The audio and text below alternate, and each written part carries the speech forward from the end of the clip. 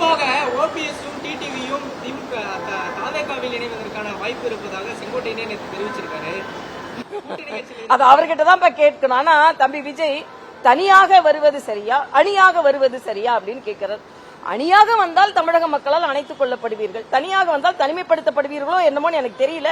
இல்ல எல்லாரும் தமிழக மக்கள் நலனுக்காக முடிவெடுக்க வேண்டிய சூழ்நிலையில் நாம இருக்கிறோம்.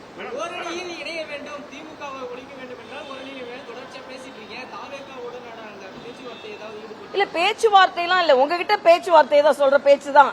இது ஒரு சமுதாய அக்கறையோட சொல்லக்கூடிய ஒரு கருத்து தான். அதுக்காக நாங்க பலவீனம் சொல்லல, நாங்க பலமான இருக்கோம், நீங்க பலவீனமாகி விடாதீர்கள் என்பதுதான். ஆக ஒரு அரசியல் கட்சி ஆரம்பித்ததோட பலன் உங்களுக்கு கிடைக்கணும்ன்றதா. மற்றபடி நாங்க பலமா தான் இருக்கோம். ஒருத்தருக்கு கருத்து சொன்னாலே உடனே பலவீனமா இருக்கீங்க, நீங்க கூப்பிடுறீங்க, அப்படிலாம் அர்த்தம் கிடையாது தெரிவித்துக் கொள்கிறேன்.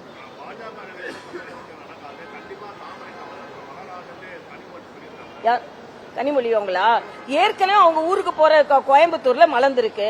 கோயம்புத்தூர்ல எம்பியா இருந்தவர் தான் இன்னைக்கு துணை குடியரசுத் தலைவரா இருக்கிறாங்க. ஏற்கனவே 4 தாமரை மலர்ந்தாச்சு.